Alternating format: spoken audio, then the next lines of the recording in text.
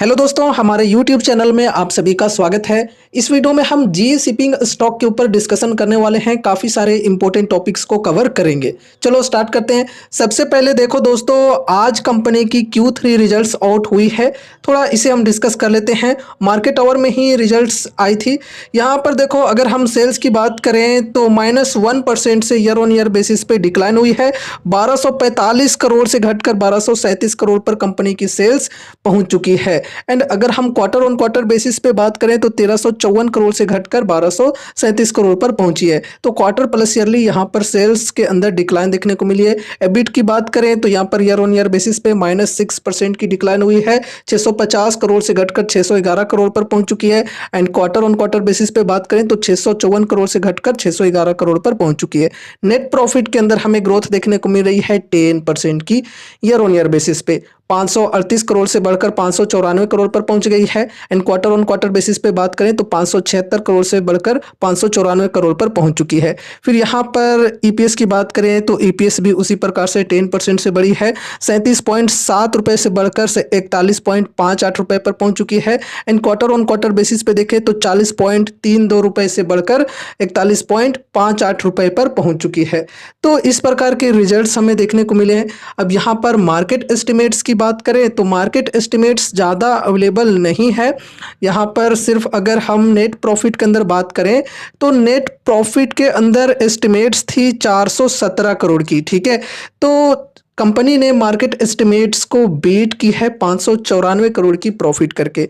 बाकी रेवेन्यू के अंदर एस्टिमेट्स की डेटा नहीं अवेलेबल है। ठीक है, तो इस प्रकार के रिजल्ट्स यहाँ पर आए हैं। मिक्स टाइप के रिजल्ट्स हमें देखने को मिले हैं। और यहाँ पर अगर हम मार्केट के रिएक्शन की बात करें तो कुछ खास रिएक्शन देखने को नहीं मिला है। यहाँ पर देखो, ओवरऑल माइनस में ही क्लोजिंग हुई है। -0.35% की गिरावट के साथ क्लोजिंग हुई है।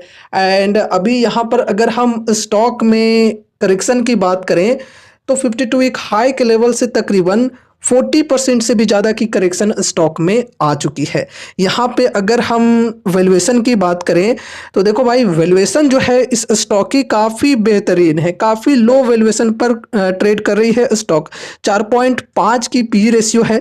इंडस्ट्री पी है 14.6 की। देखो, इंडस्ट्री की भी जो पी है ये बहुत ज़्यादा नहीं है, 14.6 की है। तो इंडस्ट्री पी के कंपेरिजन में स्टॉक की जो पी है ये काफ़ी कम है। साथ ही साथ पी रेशियो की बात करें तो ये भी बहुत नीचे 0.02 की है। एंड अगर हम इसके पीयर्स में एससीआई की बात करें तो एससीआई की भी वैल्यूएशन कुछ ऐसी ही है। वैल्यूएशन जो है इस प्रकार के कंपनीज की ये अभी काफ़ी लो पर ट्रेड कर रही है। ठीक है, एंड यहाँ पर देखो, अगर हम इनके compounded sales growth and profit growth के परसेंटेज की बात करें तो फर्स्ट ऑफ ऑल देखो, कंपाउंडेड प्रॉफिट ग्रोथ की जो परसेंटेज है ये ओवरऑल बढ़िया है।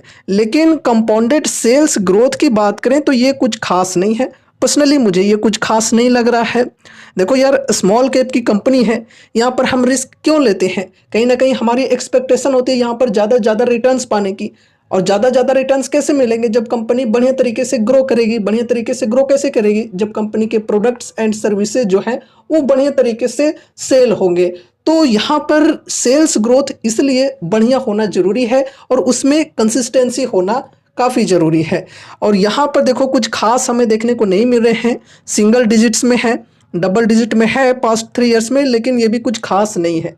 पर्सनली अगर मैं अपनी बताऊं तो स्मॉल कैप्स के अंदर अगर मैं इन्वेस्टमेंट करता हूं तो एटलीस्ट वहां पर मैं एक्सपेक्ट करके चलता हूं कि compounded sales growth and profit growth की जो परसेंटेज है वो मुझे एटलीस्ट 20 to 25% की मिलनी चाहिए। उस हिसाब से देखा जाए तो यहाँ पर कुछ खास नहीं मिल रहा है।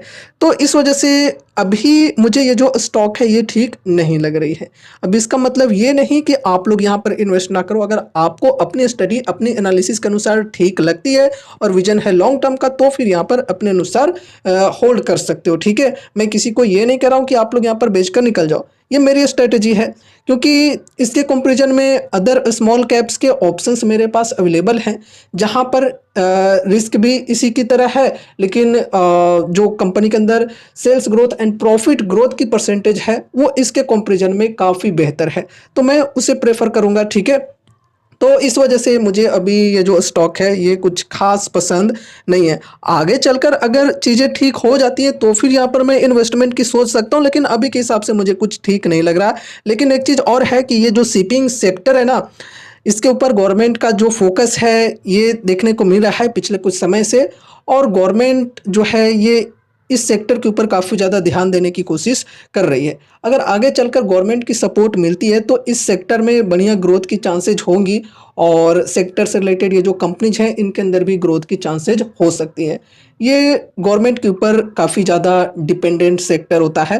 तो गवर्नमेंट अगर शिपिंग सेक्टर के ऊपर बेहतरीन तरीके से ध्यान देती है तो फिर ऐसे कंपनीज के ऊपर ग्रोथ की एक्सपेक्टेशन हम लोग करके चल सकते हैं।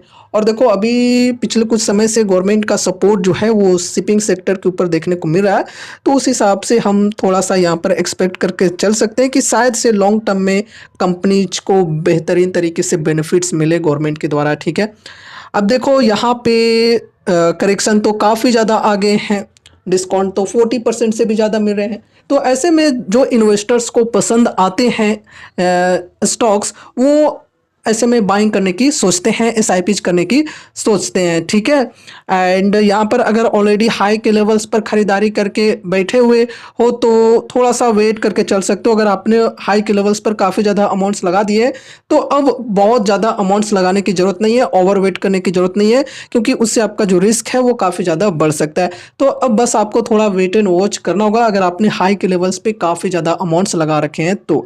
अगर कम अमाउंट्स लगाएं लेकिन आपका विजन है लॉन्ग टर्म का तो फिर आप इधर एक्यूमुलेट करने की सोच सकते हो। ठीक है, लेकिन आप ध्यान रखना है कि ज़रूरत से ज़्यादा अमाउंट्स लगाने से बचना है, सोच समझकर लिमिटेड एलोकेशन के साथ ही चलते हैं ऐसे स्टॉक्स में। ठीक है, एंड ये कोई कॉल टिप या रिकमेंडेशंस नहीं है, मैं फिर से कह रहा हूँ। अगर आपको ये स्टॉक पसंद है तो अपनी स्टडी, अपनी एनालिसिस ज़रूर से करनी है कोई भी डिसीजंस लेने से पहले। साथ ही साथ अगर आपके फाइनेंशियल एडवाइजर्स हैं तो उनसे एक बार कंसल्ट ज़रूर से करना है। ठीक है, वैल्यूएशन भी अच्छी है, डिस्काउंट भी बढ़िया मिल रहे हैं, तो जिनको पसंद है वो अपने अनुसार यहाँ पर एसआईपीज करने की सोच सकते हैं।